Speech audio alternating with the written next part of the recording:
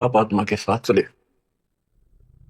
बच्चों, घनी सावधान होने की आवश्यकता पड़ेगी आपको।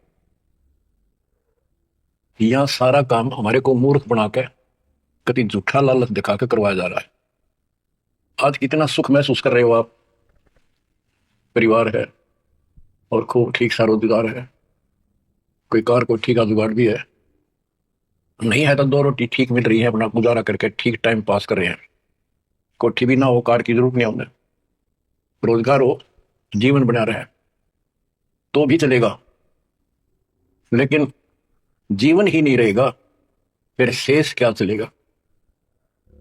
मुश्किल से माता पिता ने पाल पोस कर सियाने करे, युवा हुए, युवा होते ही रोजगार की टेंशन और सारा जीवन इसी चक्कर में व्यर्थ नष्ट हो जाता है। और फिर शादी हो जाती है, बाल बच्चे होते हैं, कोई मरता है, कोई जीवित रहता है, कोई बीमार है, कोई और तकलीफ है। और जब सारा ठीक ठाक हो जाता है, परिवार भी हो जाता है और उनका रोजगार भी हो जाता है, पोता पोती दोता दोती भी हो जाती है, फिर मृत्यु का समय निकटा गया। थोड़ा बहुत राहत का समय आता है तो चलने का टाइम आ जाता है। बच्चों, ये सांग क्या है, ये क्या व्यवस्था है, ये कैसा जीवन है। एक परंपरा पड़ गई अब कि सबके साथ ऐसा ही होता है और ये तो होएगा। ये तो है मजबूरी के शब्द, जिसको कुछ पता नहीं कि इसका विकल्प भी है, इसका बचाव भी है। अब हमें पता चल गया कि हम इसका बचाव कर सकते हैं। कैसे कर सकते हैं? गीता अध्याय 18 श्लोक 62 इसका हमारे ग्रंथों में पहला प्रमाण है, जिसमें गीता बोलने वाला स्वयं कहता है कि हे अर्जुन, तू सर्वभाव से उस परमात्मा की शरण बता, उसकी कृपा से ही तू परम शांति को और सनातन परम धाम को प्राप्त होगा। गीता अध्याय 15 श्लोक 4 में स्पष्ट कर दिया है कि तत्वदर्शी उस परमात्मा तत्व का ज्ञान बताते हैं। उसको किसी तत्वदर्शी संत से पूछो। उसके पश्चात तत्व ज्ञान प्राप्त होने के पश्चात परमेश्वर के उस परम पद की खोज करनी चाहिए, जहां जाने के बाद साधक पे लौटकर संसार में नहीं आते। गीता अध्याय 2 श्लोक 12, गीता अध्याय 4 श्लोक 5, इनमें गीता ज्ञान देने वाला कहता है कि अर्जुन, तेरे मेरे बहुत दिन पहुंच गए, तू नहीं जानता, मैं जानता हूं। गीता अध्याय 10 श्लोक 2 में कहा कि मेरी उत्पत्ति को, जन्म तो मेरा भी हुआ है, इसको ये देवता नहीं जानते। क्यों नहीं जानते? क्योंकि ये मेरे से उत्पन्न हुए हैं, इनका आदि कारण मैं हूं। दुर्गा देवी यानी अष्टंगी और काल से ब्रह्मा विष्णु महेश की उत्पत्ति हुई। फिर देवी ने अपने शब्द से 3 लड़कियां उत्पन्न की, क्योंकि परमात्मा ने इसको ऐसी शक्ति दे रखी है। इन तीनों का विवाह कर दिया, उससे युग काल का सारा संसार बच गया। तो बच्चों, तो इससे सिद्ध होता है कि गीता ज्ञान देने वाला जो, जिसको श्री कृष्ण विष्णु मानते हैं, वैसे तो सर्वब्रह्म है, सर्वपुरुष है। गीता 11 श्लोक 32 में स्वयं कहता है कि अर्जुन, मैं काल हूं जो तुझे दिखाई दे रहा हूं, अपरिवर्त हुआ हूं, मैं अब आया, और तू ना लड़ेगा तो भी मारूंगा इनको, इसलिए तू निमित्त बन जा। तो गीता काल ने बोली, श्री कृष्ण जी ने नहीं बोली। श्री कृष्ण जी काल नहीं थे। श्री कृष्ण जी तो सामान्य जीव है, आप और हमारे की तरह। ये अच्छी भक्ति करके किसी कलयुग में, जैसे अब ये भक्ति युग चला है, अब ये काफी समय तक तो बिल्कुल साफ सुथरा रहेगा। अब जो नकली है वो अब साइड पकड़ जाएंगे। अब आप जो चल पड़े इस मार्ग पे, आपकी जो संतान पे संतान संतान पे संतान होती जाएगी, वो तो सीधे मालिक के चरणों में जन्म लेंगे, उनको कोई भ्रम नहीं होगा, अटवट खत्म हो जाएगी। 1000 वर्ष तो कति प्योर चलेगा, चलेगा लाखों वर्ष, उसमें भी पार होंगे, ऐसी बात नहीं। लेकिन उसमें बिगाड़ ज्यादा होता चला जाएगा। तो उनमें जो अच्छी भक्ति करे हुए भी ठीक से मार्गदर्शन ना रहने से, कुसंगत में पड़ जाने से वो यहाँ रह जाते हैं और वो काल के चुंगल में फंस जाते हैं, उनको ब्रह्मलोक में भेज देता है। वहां से फिर इनको ब्रह्मा विष्णु शिव 33 करोड़ देवता 88,000 ऋषियों के रूप में जन्म देता है, अपना युग कोल्लू काल का यो था कसाई वाला काम करवाने के लिए। अब जैसे ऋषि हैं, तपस्या करने लगे, सिद्धियां लगी, वो पिछले संस्कार शक्ति साथ ही भक्ति की वो फूटने लगी। और इन मान लिया इतना है भगवान, यही होता है भक्ति का प्रतिफल। तो भगवान तो दिखा नहीं, और वो खुद कहता मैं किसी को दर्शन नहीं दूंगा, मेरा अटल सिद्धांत है। गीता अध्याय 7 श्लोक 24-25 में स्पष्ट कर दिया है कि बुद्धिहीन मानो मुझे कृष्ण मान रहा है अवतार रूप में प्रकट, मैं कभी किसी के समक्ष नहीं आता, प्रत्यक्ष नहीं होता, अपनी योग माया से छुपा रहता। इति सिद्धम, इसकी प्राप्ति तो हो ही नहीं सकती। इसलिए ऋषियों को भ्रम हो गया और वो इन सिद्धियों से खेलने लगे, खिलौनों से। 33 करोड़ देवता वही बनेंगे जो अब रह जाएंगे कलयुग के लास्ट में। तो बच्चों, ये कहने का भाव ये है, अब हमने उस परमेश्वर की शरण में जाना पड़ेगा जहां से हमको परम शांति और सनातन परम धाम, सनातन आदि का सबसे पुरातन और अविनाशी स्थान सतलोक प्राप्त होगा। हम अपनी गलती से यहां आकर फंस गए, अपने पैर पे कौन हमारा। ये जीवन आपका, आज सब कुछ है, 1 सेकंड के बाद कोई भरोसा नहीं किसके साथ क्यों। ठीक है, इतना ना होता है, इतना माचे माचे फिर यहाँ कुछ नहीं होता, देखी जाए फिर कुछ नहीं देखा जाना। देखना तो ईब है, दास कहे इतना ही करो, उतना ही आगे बढ़ो, अपनी मन मर्जी से इधर दाएं बाएं कुछ करने की जरूरत नहीं है। अब बच्चों, आपको अमर ग्रंथ की कुछ वाणी सुनाऊंगा। अथ हंस परम हंस की कथा। हंस जो सच्चे सुच्चे भक्तात्मा बेटा बेटी भक्ति कर लगे, वो हंस जीव, परमहंस परमात्मा सतपुरुष। इसके विषय में लिखा है, अदली योग जिन्नी वस्तु अचल अनुरागी, जाका ध्यान धरो बड़भागी। बटक बीज सा यो विस्तारा, जा से उपजा सकल पसारा। सो हम शब्द हम जग में लाए, सार शब्द हम गुप्त छपाए। पूछो ब्रह्मा विष्णु महेशा, त्यों देवा का ना उपदेशा। आप अपने ब्रह्मा विष्णु महेश से पता कर लो, वो भी कहेंगे कि सो हम शब्द हमारा उपदेश नहीं है, इसका हमें ज्ञान नहीं है।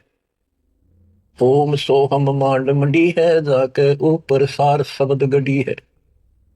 ओम सोहम, यहाँ पर ओम काल है और सोहम अक्षर पुरुष है, परब्रह्म। फिर इसी का ओम ओंकार है, ओंकार से निर्मित काया है, और सोहम जीव को भी सोहम कहा है। यानी ये कोड वर्ण है और एक एक अक्षर के एक नाम हो जाते हैं, एक एक वस्तु के। उन सबको ठीक से संत गरीबदास जी ने भिन्न भिन्न बताया कि ओम सोहम तक भी कबीर परमात्मा ने आके बता रखा है। इससे ऊपर सार शब्द गढ़ी है, सार शब्द है वो इस जीव को इस कंधे लोग तक छुआ होगा, और जब तक यहां रहोगे इतने सुख देगा, काल आपके निकट नहीं आओगा। बताओ कितना भारी कहर, कितना भय। सत्य है, 1 सेकंड में पूरा परिवार नष्ट हो जाता है। देखे हमने, रोज अखबार में पढ़ते हैं। और उससे पहले पता नहीं क्या क्या उम्मीदें लेकर सफर कर रहे थे, वहां जाएंगे तो वापस आके ये कर देंगे, ये करेंगे। सभी की होती है और होनी भी चाहिए, और जीवांगे कैसे। लेकिन इस समर्थ की शरण में ना जी भी कैसे पाओगे तुम, जिंदा भी कैसे रह जाओगे। और बातें तो बाद की है, कोई बनावाएंगे, नो कराएंगे, प्लान करेंगे। तो ये सारा निष्कर्ष बताया जा रहा है। ओम सोहम मांड मंडी है, जाकर ऊपर सार शब्द गढ़ी है। बटक बीज है हमरे माही, हम है बटक बीज की छाही। ये संसार ऐसे उत्पन्न होता चला गया जैसे वट वृक्ष के बीज होता छोटा सा, और उससे राई जितना, और उसे कितना बुरा वट वृक्ष बड़का पेड़ बन गया, और उसने ना रोक कर टोक कर ना वो कम से कम 2-3 किलोमीटर तक फैल गया। अब आगे बताते हैं, जैसे ओम को काया भी बताया है, सोहम जीव बताया है। ये सोहम इस ओम रूपी काया में फंस गया, ये कैसे निकलेगा, इसका तरीका बताते हैं। पहले पूरी जानकारी देते हैं। ओम काया मर मर जाए, सोहम फिर गोते खाए। ओम यानी काया नष्ट होती है, इसमें विराजमान जीव फिर गोते खाता है, जन्म मृत्यु आता है। ओम मारे सोहम लख 84 फिरे। ओम सोहम की सब बाजी, सोहम पंडित सोहम काज। सोहम धर्मराय सत कहिए, सोहम चित्रगुप्त सो लइए। ये सोहम माने जीव है। सोहम आगे ओम लेखा, सोहम गुप्त प्रगट सब देखा। धर्म सोहम तप की न भारी, पुरुष पृथ्वी दीनी सारी। धर्म यो धर्मराय काल, इस जीव ने तप किया तो परमात्मा ने इसके तप के बदले में 21 ब्रह्मांड दे दिए। सोहम राज अदल है भाई, ओम उत्पत्ति पर ले जाई। ओम सोहम की है काया, सोहम जीव ओम है माया। अब यहां क्लियर कर दिया। ओम भीष्ट दो जग सब साजे, जा में सोहम जाए विराजे। इस काल ने जीव के लिए धोखा कर रखा है। ओम भीष्ट दो जग सब साजे, भीष्ट स्वर्ग, दो जग नरक, और इनमें यो जीव गलत साधना करके तो अपना कष्ट उठाता रहता है। स्वर्ग में थोड़े दिन सुख, नरक में ज्यादा। ओम बिन से सोहम ग्रह ताते ओम में को पड़े। ओम काया खत्म हो, सोहम फिर 84 लाख योनियों में पड़े। इसलिए कौन इस काया में फंसे तत्व ज्ञान होने के बाद यहाँ से निकलने का भरसक प्रयत्न करे। सोहम जीव, सोहम सुर नर पंडित ज्ञानी, सबकट ओम की बैरानी। ओम आद मूल है भाई, सोहम वास मद ठहराई। बिन से फूल वासना जीवे, ऐसे ज्ञान भी अंगम पीवे। अलल पंख जो करे विचारा, उल्ट जाए मिले परिवारा। अलल पक्षी के बच्चे की तरह विचार करे। अलल पक्षी के माता पिता आसमान में ही रहते थे, अब तो खत्म हुए वो पक्षी। जैसे डायनासोर समाप्त हो गए। एक पशु होता था बहुत लंबा चौड़ा, बहुत उसके तो अवशेष भी मिले हैं। ऐसे एक बहुत तगड़ा पक्षी होता था, उसका अलल पक्षी कहते थे। और वो आकाश में रहते थे बस। उनकी इतनी लंबी लंबी पर थी कि उन परों को फैला देते थे, वहीं सटे हो जाते, वहीं पर रुके रहते थे। आसमान से वहीं से बच्चे पैदा कर देते, अंडे छोड़ देते। अंडा नीचे आके गिरते ही फूट जाता। केले के वृक्षों पर विशेषकर पहले पूरे वन होते थे, केलों के, बांस के, बबूल के, आम के। तो विशेषकर वो वहां अंडे देते थे जहाँ केले के बाग होते, वन होते पूरे, सैकड़ों किलोमीटर में होते थे। तो ऊपर से अंडा गिरता, केले के पत्तों पर जोर से गिरता गिरता नीचे तक आता था। उसकी गति कम हो जाती, स्पीड कम हो जाती, और पृथ्वी पर इतनी स्पीड से गिरता, मरता नहीं पक्षी, वो अंडा फूट जाता, वो बाहर आ जाता। और उसी समय वो थोड़ा बहुत टहलने फिरने लग जाता। जैसे पशु गाय भैंस आपने कभी वो जाती है देखी हो, बच्चा 10 मिनट बाद पीछे उनका बच्चा खड़ा हो जाता है और चलने की चेष्टा करता है। ऐसे ही होता है। तो वो अलल पक्षी का बच्चा चीकला अपने माँ बाप को बोलता नहीं कि मैं ऊपर से आया हूं और मेरे माता पिता वहां हैं, मैं किसी कारण से नीचे गिर गया, ऐसे मैं ऊपर ही जाऊंगा, टाइम कितना लग जाए। उसको भूल नहीं पड़ती उसकी, वहां रहता है, पक्षियों में उड़ता फिरता है, प्यार से रहता है उनके साथ, खूब प्यार से खेलता है, खाता है, पीता है। जब वो उड़ने योग्य हो जाता है, फर्र दे के उड़ जाता है। और कहते हैं उस समय वो 4-5 हाथियों को भी साथ लपेट कर उस जाकर अपने पंजे में, लंबे लंबे पंजे होते थे, 1-1 फुट 2-2 फुट के जो मुड़े हुए बाज की तरह, हाथियों के खाल में फंसा के एकदम, हाथियों के झुंड रहते हैं, और उनका भोजन लेके जाता था ऊपर। तो बच्चों यहाँ कहते हैं अलल पंख जो करे विचारा, उल्ट जाए मिला परिवार। आपका परिवार सतलोक में है, आपका असली पिता सतलोक में है, सतपुरुष कबीर साहब, वही हमारा माँ है, वही हमारे बाप है। अलल पंख जो करे विचारा, उठ जाए मिला परिवार।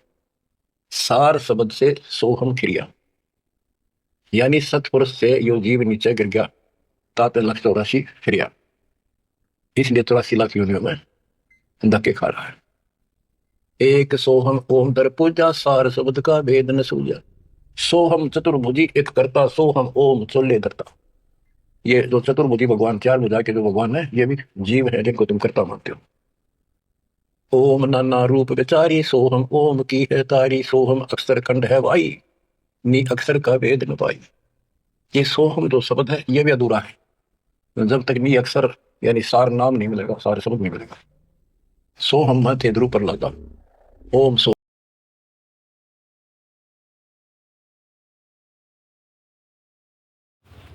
नमस्कार दर्शकों, क्या आपको पता है कि 1, 2, 3 मई 2026 को संत रामपाल जी महाराज जी के सानिध्य में विश्व शांति का विशाल भंडारा होने जा रहा है, जिसमें दहेज मुक्त विवाह, रक्तदान शिविर, विशाल भंडारा, संत गरीबदास जी महाराज जी की अमरवाणी का अखंड पाठ जैसे कई भव्य कार्यक्रम किए जाएंगे। आयोजन स्थल है सतलोक आश्रम, शामली, उत्तर प्रदेश, सीतापुर, मोहाली, उत्तर प्रदेश, और अन्य 12 आश्रमों में